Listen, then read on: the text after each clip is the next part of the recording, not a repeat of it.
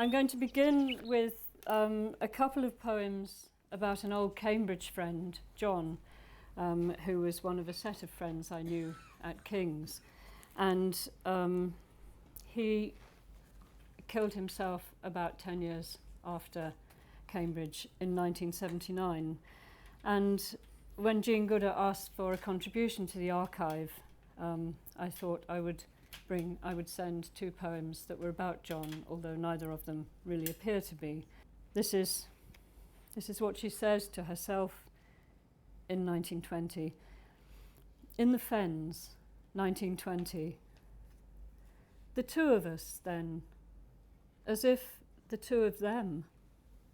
Unfallen apple blossom, dabble of light, white muslin gown, plate of plain bread and butter, and the May must have come early that year to Grantchester, to that tea garden, now and then, no road, and nowhere now to hide the pollarded willow, the cam, the abrupt stump of the zom, the wounded in the university garden, the wind, the unending, black, almost bloodless land I have found.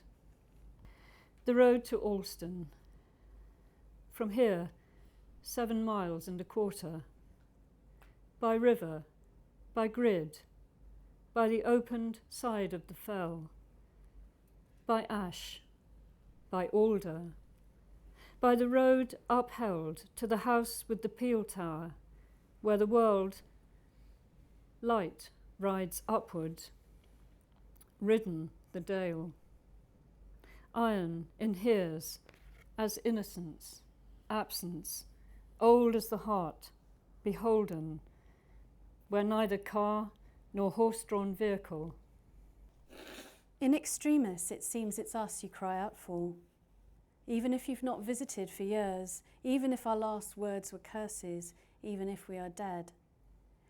Who wants to be needed just when the doctors are shaking their heads, the general is washing his hands of it, the cars slewing into the oncoming lights?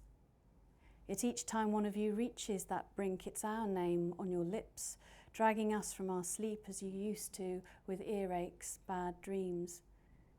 Even God doesn't come into it as much as you'd think. No, at the end of the day, it's us that you want. Our hair, our arms, our breasts, our flesh and blood. As if one touch is all it would take to close up your wounds, like flowers in the evening garden. This is called clematis, and at the end there's a reference to a particular old variety of clematis, so that's the name at the end. And I'm sort of imagining trying to talk to my daughter about her great-grandmother and her great-grandmother's life.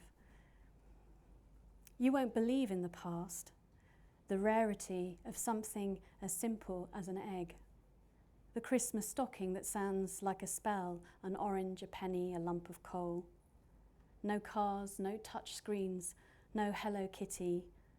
Only the outlandish dark you know from fairy tale, the pretty, hated elder sister gorging herself on the toy butcher's shop, the never forgiven baby brother smashing a doll on the kitchen slates, the wicked mother, the good father, vanished in a puff of gunfire and smoke, and hunger whipped like a spinning top through every story.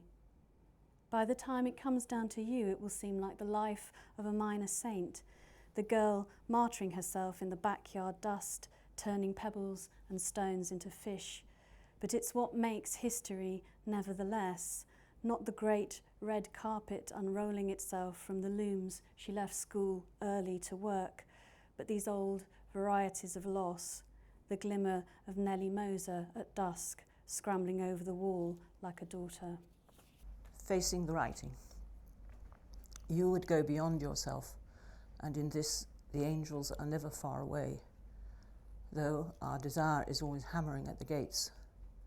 Small pickets, low pay, never strong enough to triumph. Oh, I wish this monstrous moonstone night to release me, and the pine boat and its patriotics sail away westward, always westward. Why not?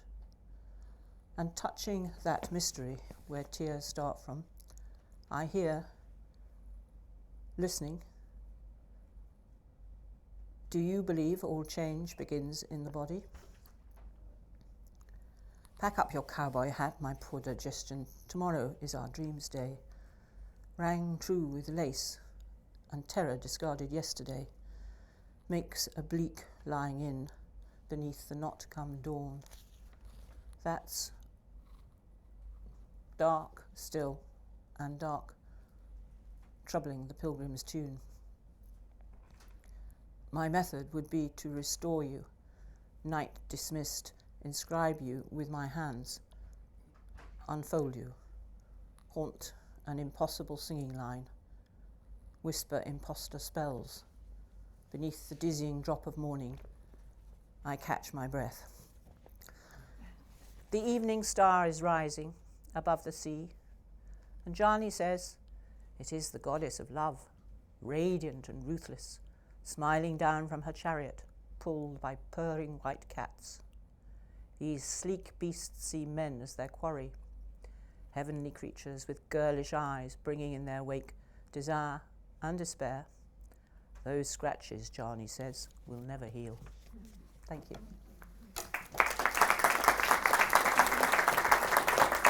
Her debut collection, When I Grow Up, I Want to Be Mary Beard, was published by Burning Eye Books in December 2013, chronicling her experience as a young feminist and the fight for female voices and role models to be presented in mainstream media.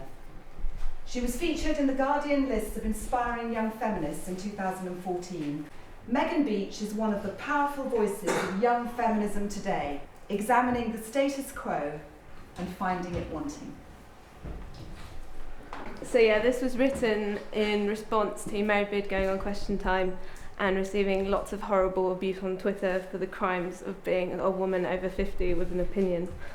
When I grow up, I want to be Mary Beard, a classy, classic, classicist, intellectually revered, wickedly wonderful and wise, full to brim with life whilst explaining the way in which Caligula died on BBC primetime. I would like her to shine, the kind inclined to speak her mind, refined and blinding. Yet I am finding it tough to grow up in a world where Twitter is littered with abuse towards women, where intelligent, eminent, eloquent females are met with derision because she should be able to analyse Augustus's dictums or early AD epithets without having to scroll through death, bomb or rape threats. So do not tell me that this is just the internet, or a public figure deserves everything they get, because this isn't just about one academic. It's endemic of a society enmeshed in sexist rhetoric. I cannot live accepting it, because when I grow up, I want to be Mary Beard, to wear shiny Converse and Converse on conquerors and pioneers, a sheer delight, an igniter of young minds, but never a victim, like Minerva herself, a goddess of wisdom.